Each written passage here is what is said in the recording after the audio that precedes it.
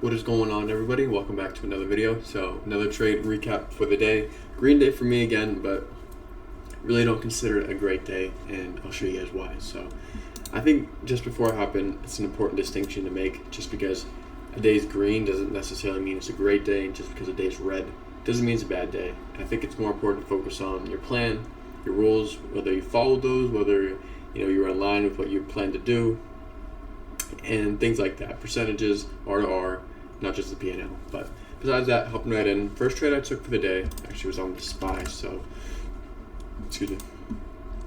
We got this move above the supply here, and credit this FVG. It's going to be a little bit hard to see just because the gray on gray, but I'll mark it out like this. So that's our FVG right here. Got the retest on this candle, and I was ideally for the first price target targeting that high day. Got the entry here. Got a nice move up, but I bought right before we had 10 o'clock data. I bought right at like 9:55, which is something I don't typically like to do. We had ES at key supply, like right here at the same point, and to me this just really wasn't a great trade. QQQ also had overshot the pre-market high, so to me, yes, it's a viable setup, but not an A+ trade for me. And executions weren't really great either. This was getting really close to that 10 o'clock data, so took an early trim just to de-risk my position, set the stop to break even, came back, hit the break even stop. R to R on the trade was not great. Execution wasn't really great either. Trade selection just wasn't the best setup for me. It wasn't an A+ setup, didn't execute it great either. Although I made a little bit of money on it, it wasn't a great setup. So I actually took one other trade, which was on the Qs, which I'm not really a big fan of either, and I'll break that down as to why. So after that first trade, you see this was the point where I took that trade where Qs had just overshot the pre-market highs.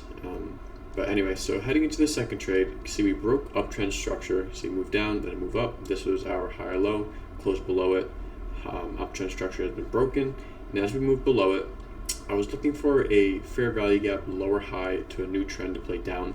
But this here is daily demand. You can see that 504, and I'll show you really quick where that comes into play. So this is that demand right here, this previous all-time high, key demand, now demand area, and I was shorting into it, which is typically something I don't like to do. And for me, beyond that, I chased this entry a little early before letting this candle fully close. Sat in a little bit of drawdown, but eventually got the move to the low day, trimmed at the low day, stop and hit break even. Again, same situation.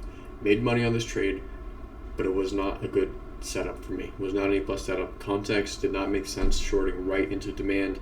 Didn't wait for my confirmation. Fully letting this candle close. R to R again was better than the first one, but wasn't really the best. For me, if I let this candle close below this zone and then played it, great. Target those pre-market lows. But shorting into a demand isn't really what I do. So again, made money today. Honestly, feel like I got pretty lucky. Just not really great setups. Just happened to get decent execution, risk management on getting those, taking some profits where I saw I could. But again, in the long run, that's not sustainable. R to R was not great on either trades.